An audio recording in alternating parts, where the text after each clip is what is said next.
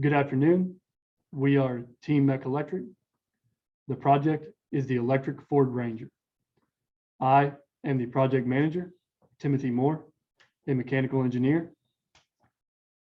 The remaining team members consist of Artemio Anguiano, a mechanical engineer, Jack Lee, an electrical engineer, Joshua Rowe, a mechanical engineer, and Blane Tupa, an electrical engineer.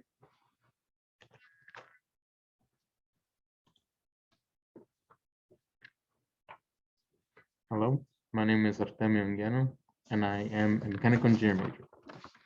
I'm here to talk about the background of the Ford Ranger. Previous captain groups have taken apart the Ford Ranger and removed the main components of the vehicle to be modified and to be used for this capstone project. The main components, such as the transmission and the transaxle, were removed to be modified. By removing the main components, we can ensure how much space we are dealing with when assembling the modified parts that were removed. As you can see in the image, the engine bay has been cleared from all main parts. With the previous capstone groups removing the parts of the Ford Ranger, they also removed all of the unnecessary parts, such as the truck bed, air intakes, AC components, and the components that were associated with the engine. As you can clearly see in the image, all the parts associated with the engine have been removed to assure more space when assembling the modified parts. To speak about the motor background is Blane Tupa.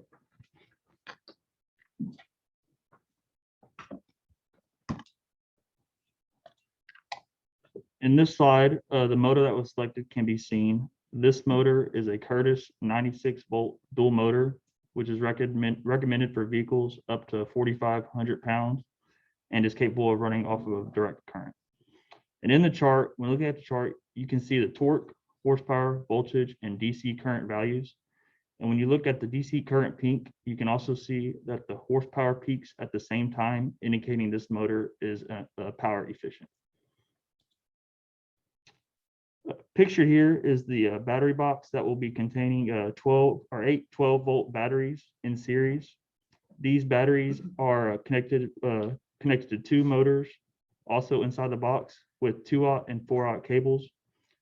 These 8 batteries will power the entire motor system.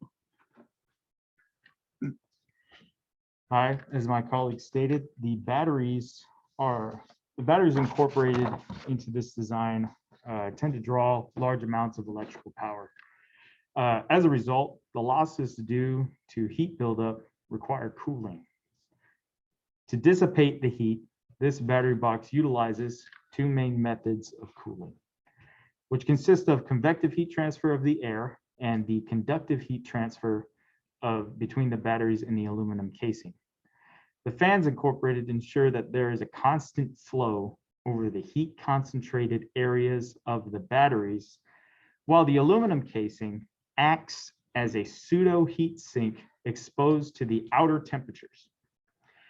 The previous team arranged these batteries in such a way that the maximum heat dissipation would be achieved without sacrificing too much space.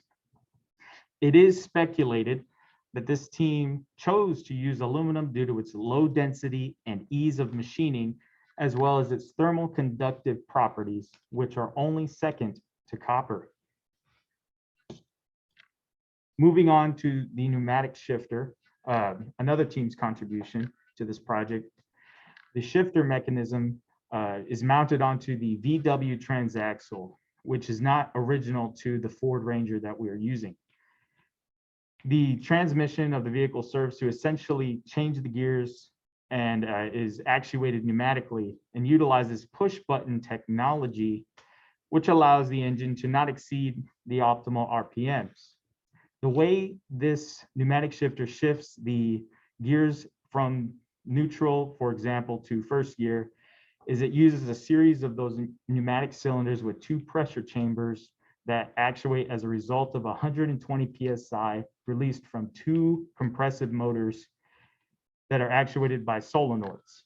When it is desired for the position of the transmission to be in neutral, pressure is given into one of the chambers and it is forced with excessive force out of gear. And essentially the other gears operate, such as the clutch, and indexing to the gear that is desired, and then re-indexed into position after it's indexed. So this array of buttons is connected to the mechanism that controls the pneumatic shifter with standard wiring and is to be mounted by us as a part of our deliverables, and we will discuss later.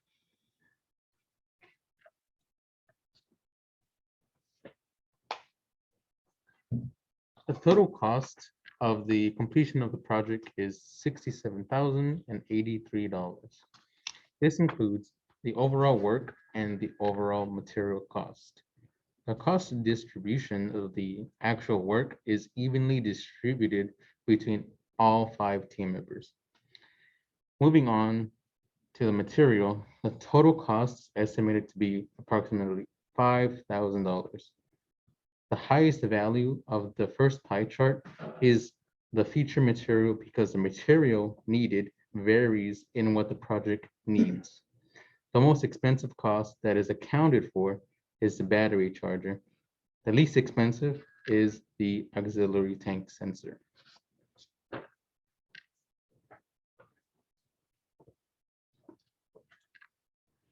All right, the scope of our project listed here on this slide are essentially the milestone tasks. The first milestone task was to collaborate with Turbonetics and their shop manager to get the transaxle adapter. However, due to them being backlogged, it is expected that we are going to go through with Delmar and communicate with their shop manager named Randy Glasson to utilize the free work that we get in exchange for experience that they receive. Moving on, another milestone task that we have is to mount the battery box onto the truck frame. There already consists on the Ford Ranger a previous mount designed by the battery box team that utilizes fasteners and locking bolts that have corroded. That was previously used to mount the battery container onto it, and will be further discussed in the deliverables of the project. Next milestone task that we have is to mount the VW transaxle to the truck frame, which will include the pneumatic transmission previously completed by the pneumatic shifter team. It is our job to mount not only the VW transaxle, but also wire the pneumatic shifter cables and locate the compressors in an optimal position that will not be crucial to corroding, such as the other compressors that operate the airbag suspension system on the Ford Ranger existing now. Next is to, as previously mentioned, with Turbonetics, we are to fabricate a new motor to transaxle adapter. Of course, we are outsourcing that work to Delmar or Turbonetics, whichever company decides, or company or school decides to get that to us before would be optimal. Next, we have mounting the throttle to the truck and then route and connect all the cables. This will be more elaborated by the electrical engineers later on in the slides. And we have mounting the engine generator set into the engine compartment of the pickup. Essentially, what we are doing is modifying the existing frame of the engine generator and fabricating it to mate with the engine bay of the Ford Ranger, and possibly modifying the Ford Ranger itself to fit the generator.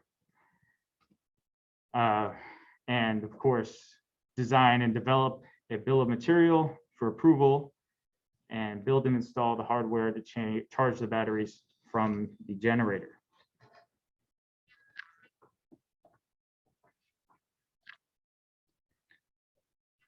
For the electrical portion of the scope, it includes the selection and integration of a 96-volt battery charger that provides sufficient amperage to charge the power supply several times faster than the operation of the vehicle will drain it. The selection of a charger that is too low in amperage will result in having to park the vehicle for an excessive amount of time just to be able to finish your trip. So we need to sort that. The development of a fuel sensor system that monitors both the generator and auxiliary fuel tank with corresponding gauges to be mounted inside of the vehicle's cab. The development of a throttle system to control the acceleration of the vehicle. The creation of wiring diagrams for each individual component that is being combined into the final product, along with the actual wiring to connect all said parts. And the conversion of the generator from a manual electric start to a remote start system that can be operated from within the cab of the vehicle or potentially controlled via a microcontroller monitoring the power supply voltage.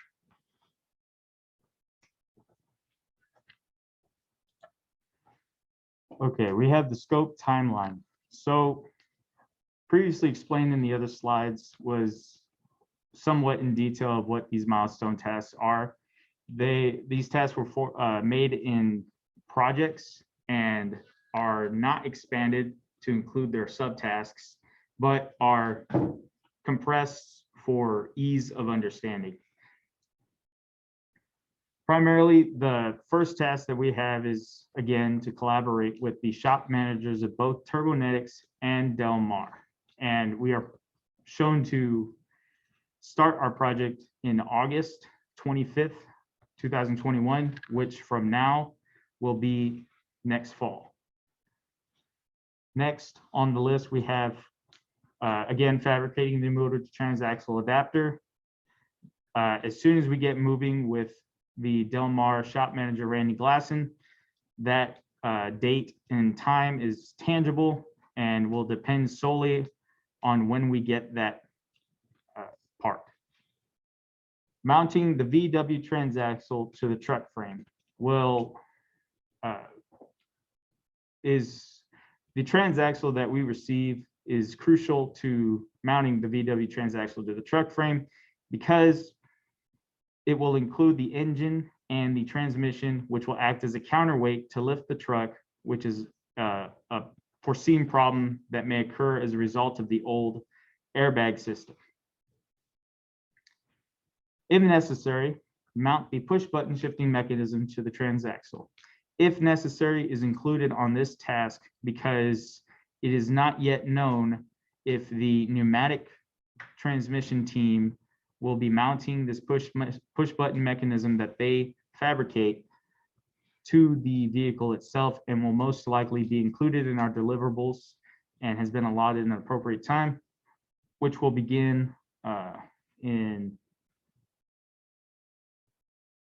the 12th of October.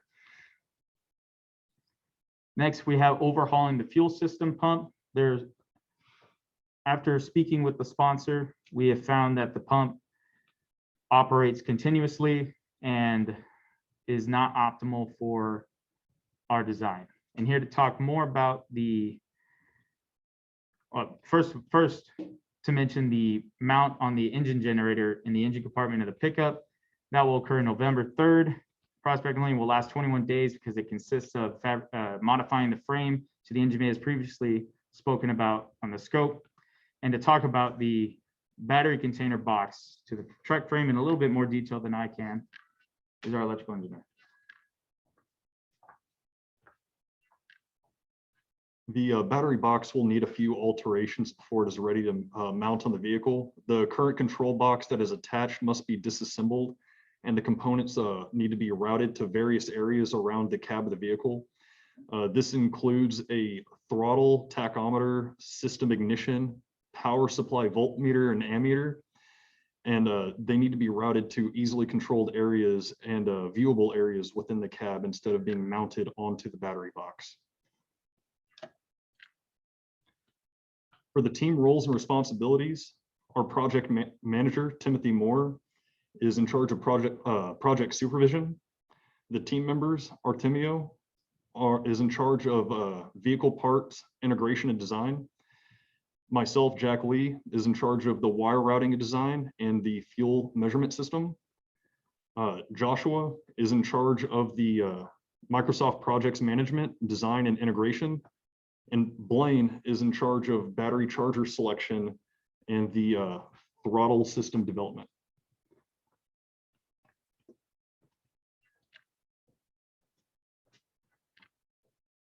The probable outcomes consist of obtaining the transaxle adapter that is currently in progress from Turbonetics, mounting the battery to the truck frame. The battery box already has pre-drilled holes to be mounted onto the Ford truck frame of the Ford F-150 Ranger. The transaxle adapter will join the motor and the transaxle. The transaxle will be mounted to the truck frame, and the throttle will be designed and mounted to the truck with correctly routed cables. And the bill of materials will have been approved, and all associated parts will have been received. The motor controller design system will be integrated into the battery box mechanism, as well as the battery charger, to ensure that adequate charge from the generator to the battery is occurring. We are Team Mecha-lectric. Thank you for your time.